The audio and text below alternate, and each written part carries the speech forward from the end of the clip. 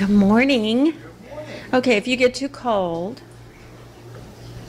Miss Parker thought you would get too cold. I turned it down, so feel free to kick it up a couple of notches. So that song, The Rose, brought back some memories. When I was first in New Thought, my best friend was a religious science minister, and I had already headed in the direction of New Thought, but she encouraged me to come to that church. And at the time, my undergraduate degree is in music and music education, and I was still singing quite a bit professionally, and so I began singing almost every Sunday at some religious science church, and that was my most requested song. So Kathy, in case you were wondering why I knew that so well, it was because It was great sitting next to you. I actually loved the song, but so it brought back some really great memories. So it's June, and it's summer, right? For sure. And we are still looking at the 12 powers of man, as Charles Fillmore called them back 100 years ago. He didn't know anything about political correctness, so he called it the 12 powers of man, his book. And actually, nothing Charles Fillmore did was ever written to be a book. Almost everything that we have of his was edited and put together so we could read it conveniently, but he really didn't write any books, which is kind of amazing to me. So anyway, the one we're talking about today, these spiritual attributes that are our birthright as spiritual beings created in the image and likeness of God. This month, I forgot my clicker. This month, we're talking about strength. And I wanted us today to take a closer look at the aspect of strength that is resilience. I think I need this to be there. Okay. Resilience is the ability to overcome adversity. And resilience and spirituality are very closely connected.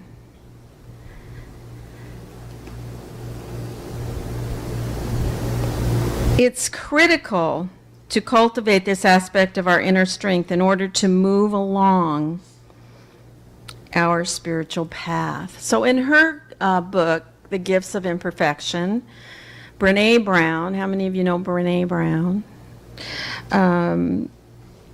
Says that one of the ways to wholehearted living is by cultivating a resilient spirit.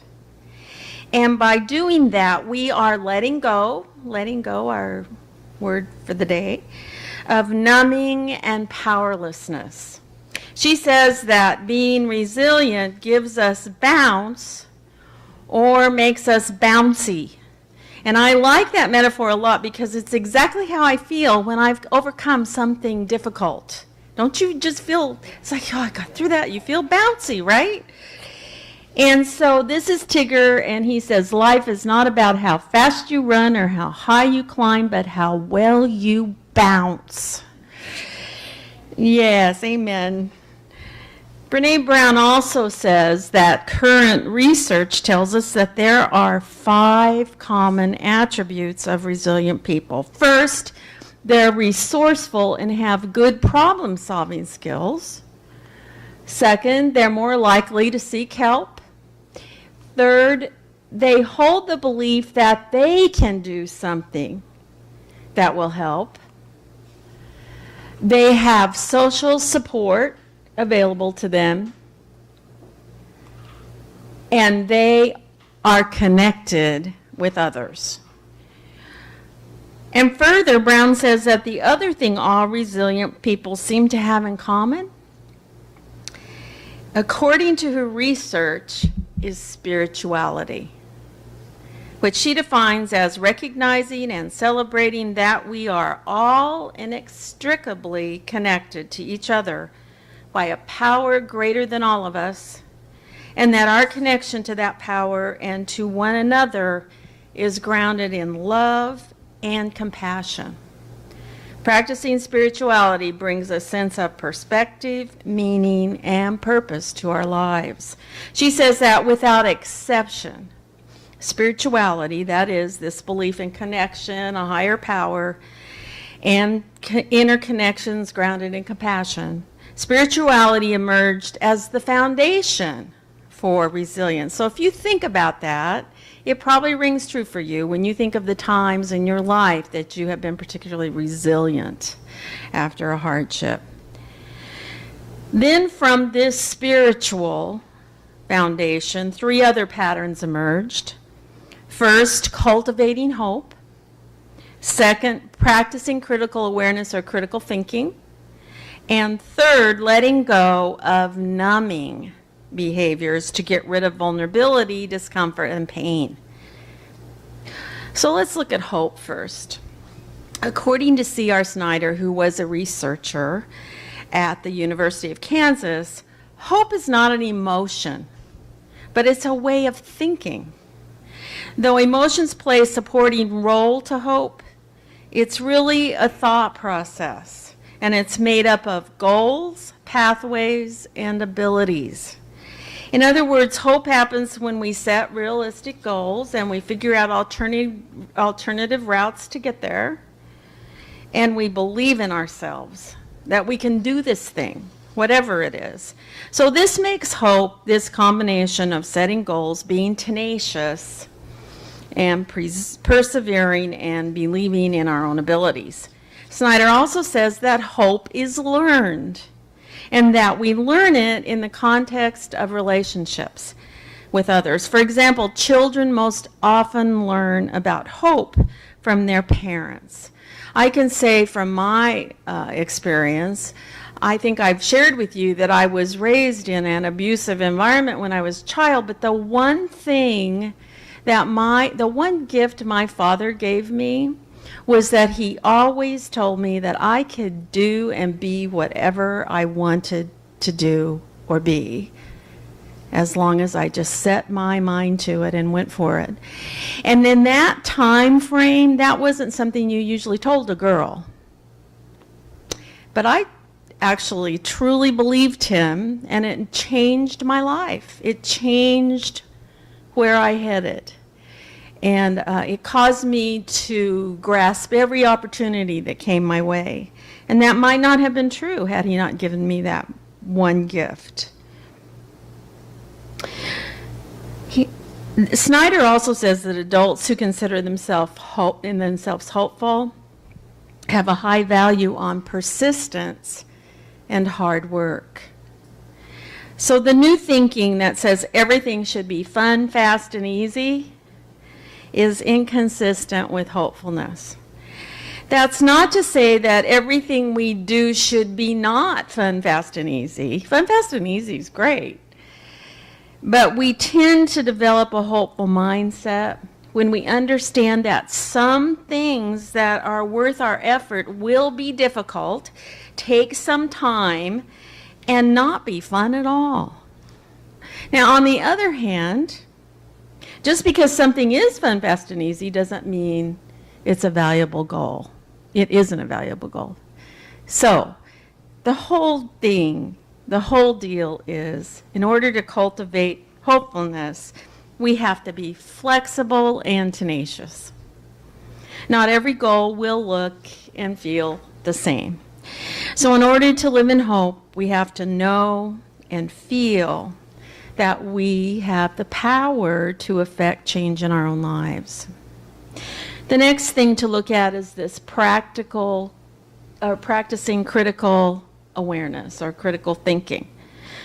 Critical awareness is about how we deal with that constant gremlin in our lives called not good enough, that we carry around frequently with us. Every day of our lives, we're bombarded with messages and expectations about what our experience should look like. From every media source, we're told that what we should look like, how we should parent, how we should decorate our house, what we should eat, and which car we should drive. It's in our nature to believe what we see. So this makes living in an overly produced and sometimes photoshopped world quite dangerous for us as human beings. And Brene Brown says that if we want to cultivate a resilient spirit, we have to stop comparing our lives with manufactured images and messages. We have to ask and answer these questions. These are good questions. She gives 3 questions we need to ask for critical awareness. First, is what I'm seeing real? Do these images convey real life or fantasy? Second, do these images reflect healthy living? Or do they turn my life, my body, my family, and my relationships into objects and commodities? And third, and very importantly, just who benefits by my seeing these images and feeling bad about myself? There's a hint here. It probably has to do with money and or control. Advertising is a $200 billion a year industry. We are exposed to over 3,000 ads a day. And yet, most of us remarkably believe that we aren't influenced by these. It's almost not possible. Ads sell a great deal more than products. They sell values, images, and concepts of success and worth, popularity and normalcy. They tell us who we are and who we should be. When we continually are exposed to and start to believe that we're not enough, it actually damages our soul. But practicing spirituality and critical thinking brings perspective and meaning to our lives. And then the final thing that emerges from our spiritual foundation is letting go of numbing ourselves in order to take the edge off the negative things in our lives. Often it is a human tendency to engage in behaviors that have a numbing effect when we're confronted with difficult emotions. And Brene Brown again lists 3 things she learned when studying this phenomenon. First, most of us engage at some time, in some way, in these numbing behaviors. It's to take the edge off vulnerability, pain, and discomfort. Second, chronically and compulsively numbing and taking the edge off is called addiction. And third, we can't selectively numb our emotions. When we numb the painful emotions, we also numb the positive ones. It's also true that often just the anticipation of these discomforting things in our lives can trigger a feeling of vulnerability that's almost unbearable. And we may anesthetize this with a lot of things. They include alcohol, drugs, food, relationships, money, work, caretaking, gambling, staying busy, chaos, shopping, planning. We were talking about shopping. Shopping, planning, perfectionism, constant changes, and yes, the internet or texting. And for me, it's probably video games. And sometimes I use my video games as a break, and sometimes I go down a rabbit hole and realize, oh, I just kind of did that all day long, and I didn't have to do that other thing that was there. Pretty much everyone uses something, but it's not really an addiction until it's chronic and compulsive. The people who turn out to be the most resilient are aware of the dangers of numbing behaviors. The real danger, of course, is that there is no such thing as selective numbing. And when you numb the dark, you numb the light. So when we take the edge off pain, we also lose the joy. So how do we ensure that we build a resilient spirit? We do that by cultivating hope, practicing critical awareness, and letting go of numbing behaviors. And the American Psychological Association says there are 10 ways to build resilience. First, make connections. Good relationships with close family members and friends are important. Accepting help and support. It took me years to learn how to ask for support. Sometimes we're great at giving and we don't know how to receive.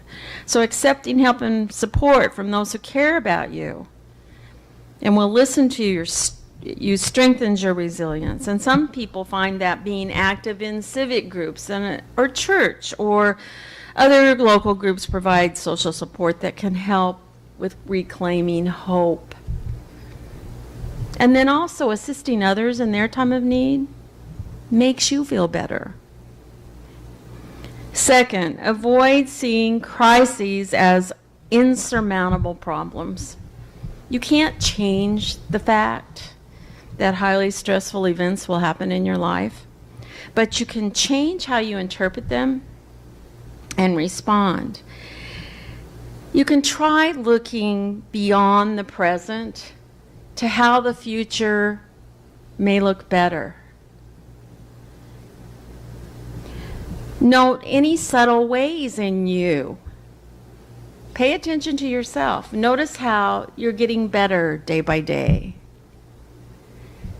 Third, accept that change is a part of life. Certain goals may no longer be attainable as a result of adverse situations. Sometimes things just change and they don't go back to the way they were. Accepting circumstances that can't be changed can help you focus on the ones that can.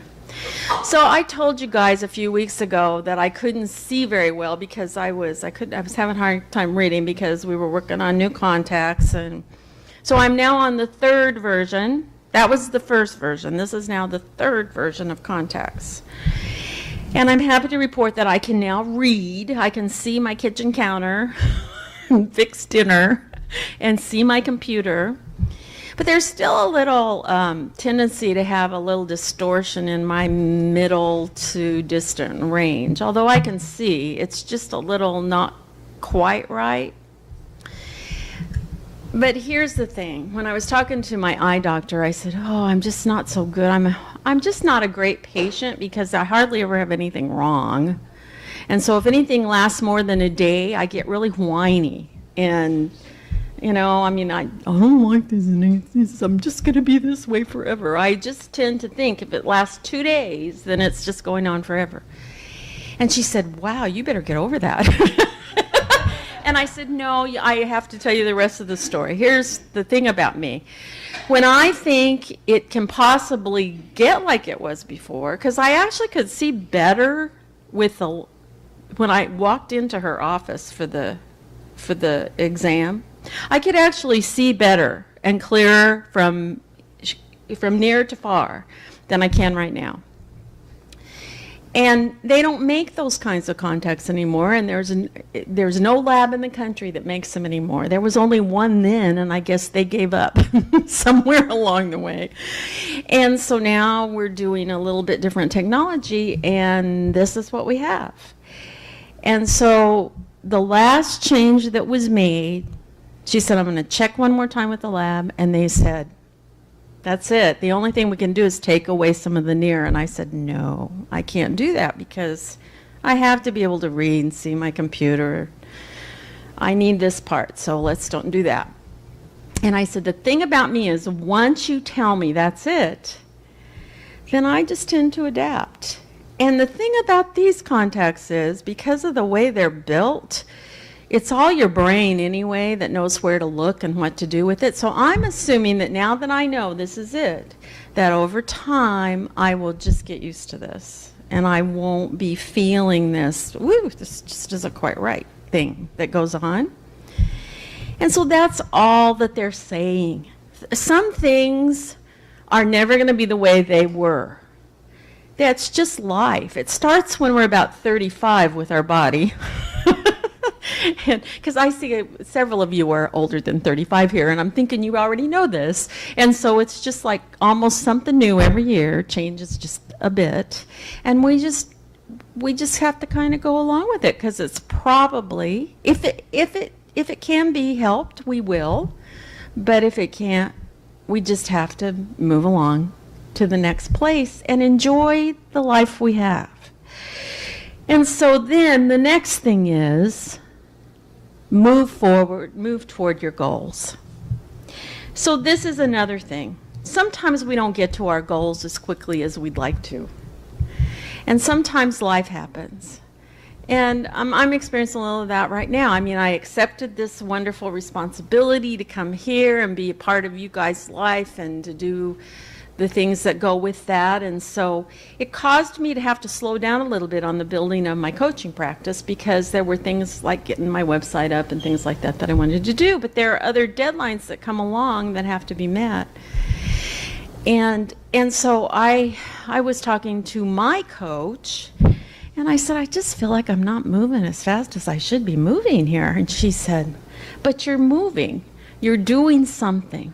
Every week you're doing something. You're still headed in that direction, and that's all you ever have to do. The sailboat heads out there and goes this way and then goes back and goes this way because the wind blows and goes back. You just have to keep headed in the direction. So you move towards your goals, doing something regularly, even if it seems small, and that enables you to be resilient. If you get up in the morning and say, what's one thing I can accomplish today toward my goal, you'll just always feel like you're on track. Next, take decisive actions. So act on adverse situations as much as you can. Do what you can. Because if you take decisive actions rather than sitting around and whining, like I tend to do sometimes, we tend to think sometimes if we do that, they'll just go away and leave us alone. But they really don't. So do something, do something about it. Don't just whine about it. Or do something different. We always have a choice.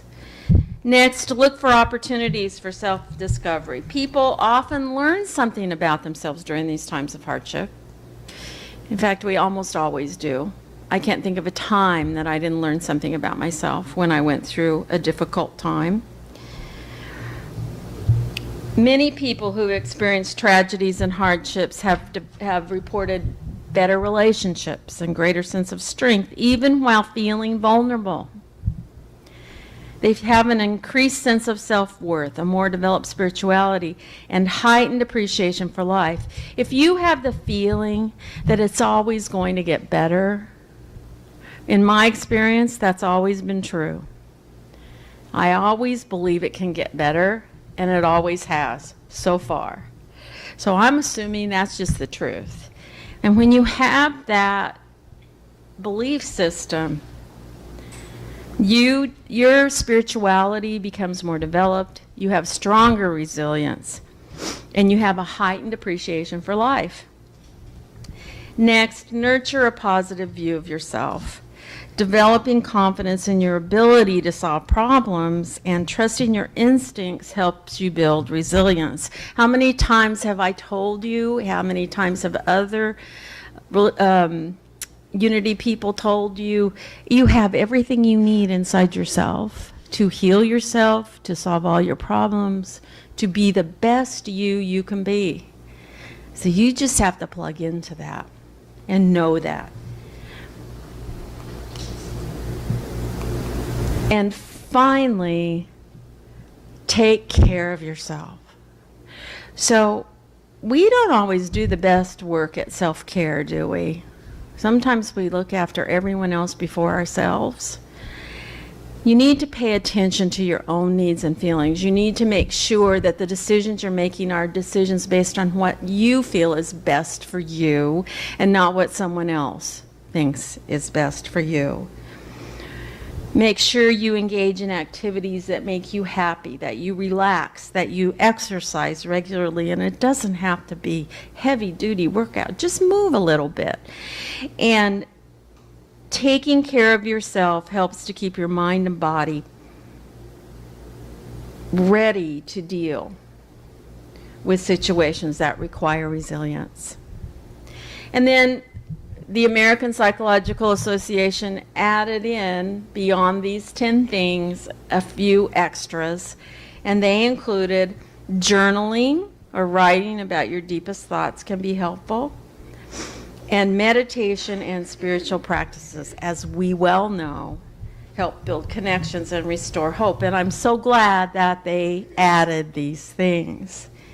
The key is to identify in these things the ways that are likely to work well for you in your life and in your own personal strategy for cultivating resilience.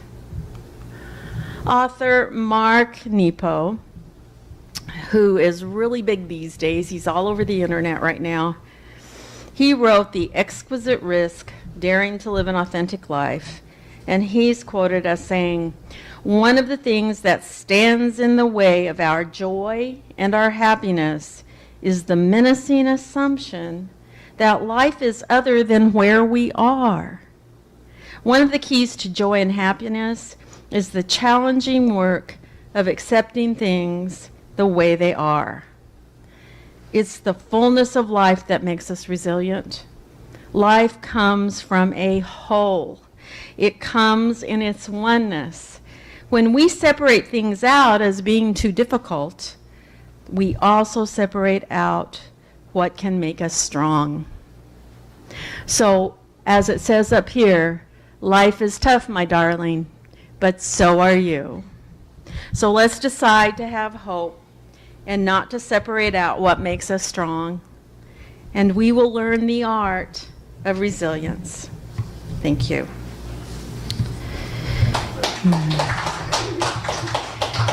So now let's take that into meditation.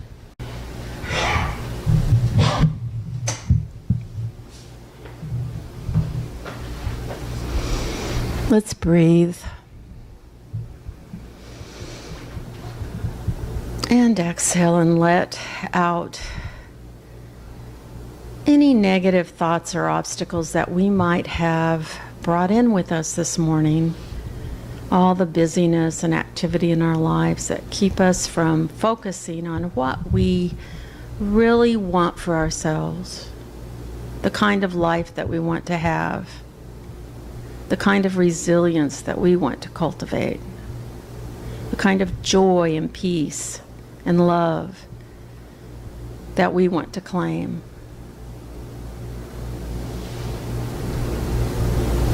And we just open our hearts and souls to accept all the blessings that are ours. All the things that already are our birthright. We're so grateful to be a part of this spiritual community. These loving people. They hold the space for joy and strength and love when we can't.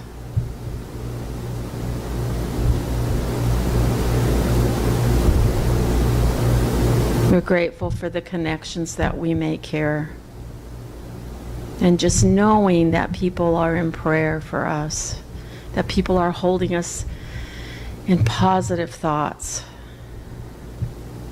that people are seeing us in our very best light and surrounding us with love.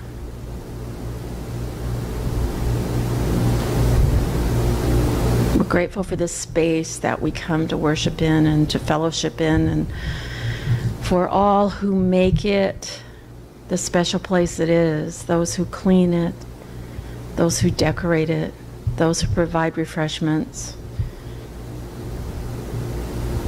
We're grateful for everyone who works to put these services together. BAV, the order of service, the music,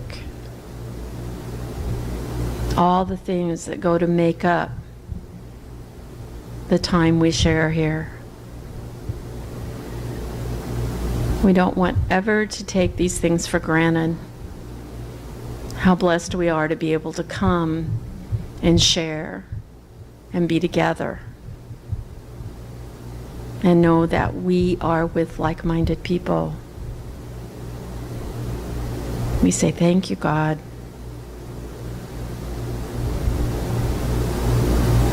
And so it is. Amen.